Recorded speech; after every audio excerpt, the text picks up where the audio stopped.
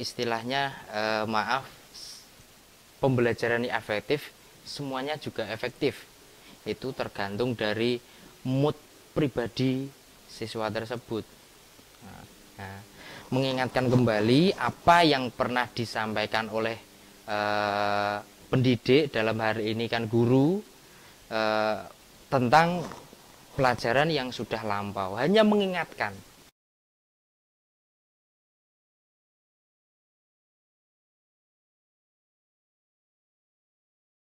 Assalamualaikum warahmatullahi wabarakatuh. Waalaikumsalam warahmatullahi wabarakatuh. Di sini saya sebagai pembawa acara Ananda Zaki Prakoso. Dan saya Sahru Afifah. Dalam podcast hari ini kita akan membahas tentang belajar efektif dengan diskusi yang sangat menarik tentang belajar efektif. Dan di sini kami sudah mengundang salah satu sumber yang sudah tersedia mendiskusikan hal tersebut bersama kami. Oke, atas nama Bapak Rian kami persilakan untuk masuk ke dalam acara. Selamat siang Bapak Rian. Selamat siang, Gimana Mas. kabarnya Bapak sendiri? Alhamdulillah baik. Tentunya. Apakah ada kendala saat menuju ke sini? Tadi ada kendala. Ada kendala. Ada kendala. Ada nyamuk tadi, nyamuk. Oke. Kendalanya. Oke, bisa kita mulai sekarang ya Bapak Rian. Ya, Di sini kami sudah menyiapkan beberapa pertanyaan yang berkaitan dengan tema kita hari ini, yaitu belajar efektif. Langsung ke pertanyaan yang pertama. Apa pengertian belajar efektif menurut Bapak?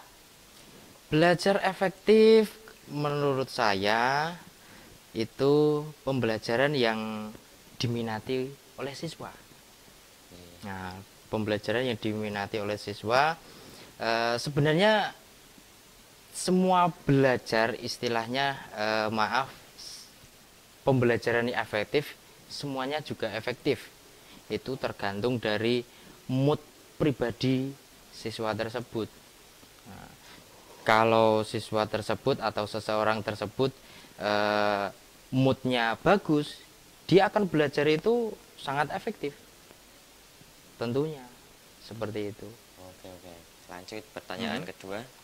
Apakah ada suatu perbedaan antara belajar biasa dan belajar efektif? Sebenarnya tidak ada yang dinamakan belajar biasa. Semua belajar pasti efektif. Tinggal seseorang tersebut mau niat belajar atau tidak. Nah, semisal ini ya, seseorang tersebut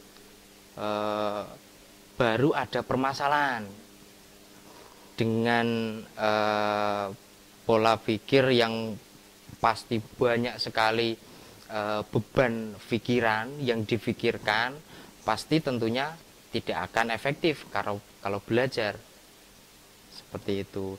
Terus kalau belajar biasa juga kalau menurut saya kembali lagi dengan pribadi seseorang tersebut seperti itu. Lanjut. Bagaimana cara membuat aktivitas pembelajaran menjadi efektif di kelas sehingga mencapai keberhasilan pembelajaran? Kalau saya ini kan guru bahasa Jawa ya. Guru bahasa Jawa, agar pembelajaran di dalam kelas itu efektif, tentunya harus menyenangkan dulu. Nah, seorang guru harus mempunyai inner yang dinamakan seorang pendidik. Contoh, kalau saya berpenampilan atau berpakaian yang tidak tidak matching atau tidak rapi, bagaimana siswa akan memperhatikan saya? Pastinya itu mempengaruhi. Nah, begitu pula untuk membentuk karakter siswa di dalam kelas agar belajar dengan efektif. Seperti itu. Next, ke soal berikutnya. Apakah dengan mengulang materi termasuk dalam pembelajaran yang efektif? Sebetulnya kalau mengulang, bahasa mengulang itu kan tidak ada sebenarnya. Bukan mengulang, tapi mengingatkan kembali. Nah, mengingatkan kembali apa yang pernah disampaikan oleh pendidik, dalam hari ini kan guru, tentang pelajaran yang sudah lampau. Hanya mengingatkan, bukan mengulang. Konsepnya bukan mengulang, tapi mengingatkan. Ayo, apa yang kemarin yang sudah Bapak ajarkan. Nah, seperti itu. Tapi bila mana siswa atau peserta didik itu mempunyai, kadang kan seseorang itu keterbatasan dalam hal untuk mengingat. Ada yang lupaan, ada yang cepat mengingat. Nah, kita bantu sebagai seorang pendidik, kita bantu untuk mengingat kembali. Nah, konsepnya seperti itu. Lanjut. Soalan kelima, salah satu belajar efektif ialah membentuk disiplin belajar siswa. Bagaimana cara membentuk disiplin belajar siswa menurut Bapak Rian sendiri? Kalau disiplin belajar itu banyak sekali macamnya, khususnya di tingkat sekolah. Disiplin belajar itu dimulai dari diri kita masing-masing, mulai dari hal yang terkecil, bangun tidur tepat waktu, melaksanakan ibadah tepat waktu, terus kita berangkat sekolah, pamit orang tua tepat waktu. Nah, ketika keseharian itu selalu tepat waktu, maka akan menjadikan seseorang itu disiplin.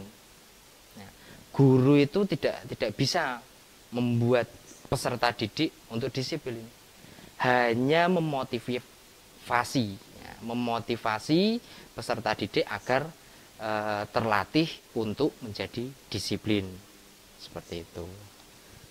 Dan bagaimana mengatasi salah satu masalah dalam pengelolaan kelas, yaitu kurangnya kesatuan antar siswa karena adanya kelompok-kelompok dalam siswa kelas.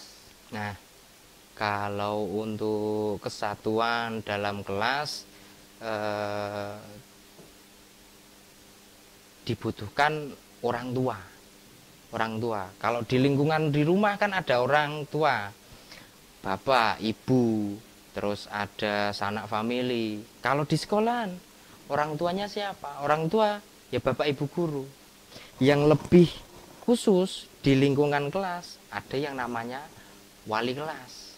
Nah, itu orang tua yang berhak bertanggung jawab sepenuhnya untuk menyatukan anak-anaknya, seperti itu. Tapi tidak menutup kemungkinan bapak ibu pengajar atau pendidik juga wajib untuk menyatukan siswanya agar tidak berkelompok.